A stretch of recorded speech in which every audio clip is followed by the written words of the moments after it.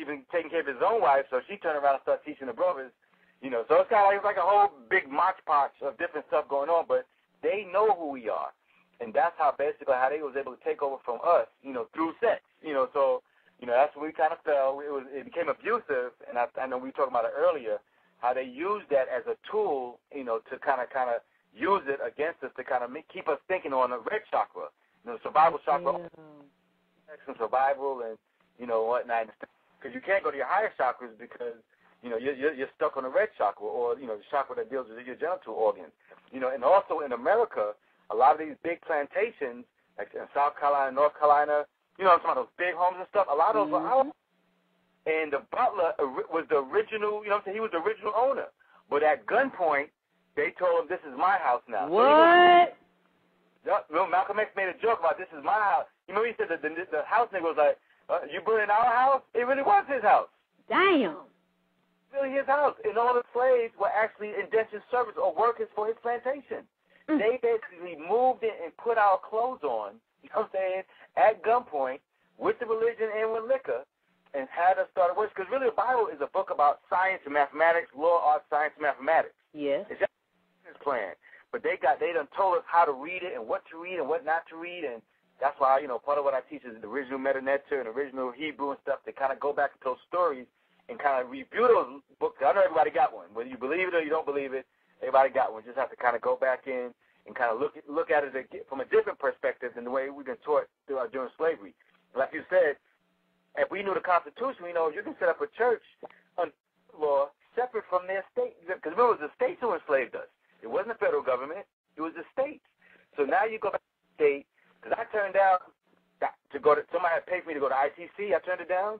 I had a chance to go to Yeshiva to be a rabbi. I turned it down. I did go through some training when I was in the nation, but I preferred to do the secretarial and economic stuff. Why did you turn it down? Well, at the time, when I was, I've been to Israel. I was taught. My mother basically, as a youth, kind of basically taught me and trained me on how to be a rebbe. As a child. That's why there's a difference between a rabbi and a rebbe. I'm a rebbe. A rebbe is like What's the difference? Teacher. He's a teacher in the streets, and he'll teach you all the high sciences of Kabbalah, the gematria, which is dealing with the numerical and the scientific values of each letter and that kind of stuff. Where a rabbi, he goes to yeshiva, he gets all these PhDs and all these degrees, and he only teaches a select few. It's kind of like when we was growing up with the 5%ers. The 5%ers say, that we teach and train anybody. We're poor righteous teachers of the planet Earth, teach, freedom, justice, and equality, to all the human families of the planet Earth. We teach them science, law, arts, mathematics. So a lot of times these ministers, instead of setting up an economic plan, like when Katrina happened, I have a video on YouTube called The World's Best Kept Lessons. We was by it was a community center by Boulevard. I can't remember the exact name from it. It was across the street, I think, from Burger King. And we were going there like every Sunday. I was going there like every Sunday. I was kind of doing it through live. I said, I'm going to go. I was doing like a science history class. Because you got to involve science in it. You can't just have like history without science and laws and stuff like that. So right after Katrina hit, I was like, dang, it caught the so-called African-American Negro with their pants down. I expected to go down there, see, because their whole drive is, like you said, is to do credit repair, is, like you said, it's not no real, I forgot, what was the word you used? Credit repair and, not faith-based, prosperity religion. Yeah. They won't talk about history. Jesus had 12 disciples to set up those same 12 cabinets that I mentioned earlier. He had a Department of Defense. That was Peter. Peter cut you up. Jesus was with some hooligans. You know what I'm saying? He was with some hardcore, some thugs. People think he was looked like a hippie. He was some soft shoe dude. Nah, you got the wrong picture. You need to read what it really says. And I always say with people, that if you go to a new job, right, and they say, okay, I got 3 tasks for you. The first task, what I need you to do is to do all this filing, file these records. Second task, I want you to take out the mail. Third task, answer the phone. You cannot go to the second and third task until you do the first task. Am I right? That's job. So when Jesus came, he said, seek ye first, not second, third, or last, the kingdom of God and his righteousness, and all things should be added. So my thing is with the ministers is like, when are you going to set up an economic program where you have your own security force, you have your own school, you have your own factory that makes shoes and clothes, You know what I'm saying? You have your own health clinic. You know, you have your own restaurant for food. We have our own farms and supermarkets. All that stuff you said earlier about other people coming over here and stuff like that, they know we don't have that. We are the biggest consumers. We don't make nothing.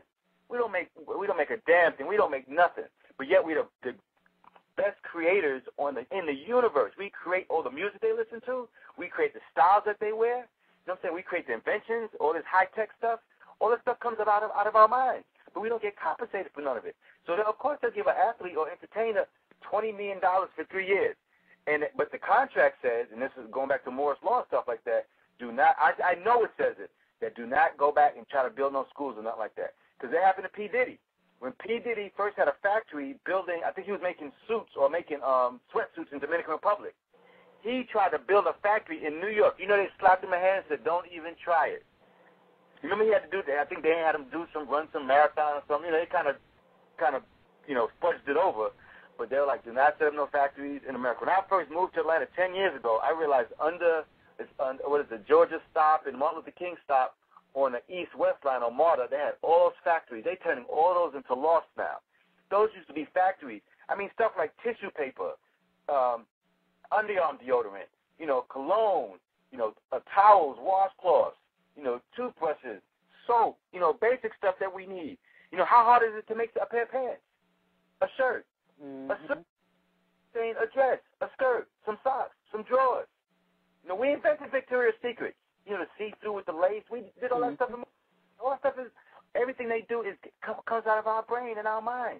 But we don't get compensated for it because we don't have, probably one is confidence, but we only been out of slavery since 1985, 430 years, it says in Exodus, I think it's 1249 or somewhere around there. It hasn't been that long, but the New World Order is us. Once we get a hold of this knowledge, the world's best kept secret, the knowledge of yourself, and like we were talking about yesterday, if you're not sure in what direction you should go into, study your zodiac. You can be shown improvement in the Bible, can show improvement with the Jesus 12 disciples. You know, like I said, the president has major 12 cabinet members.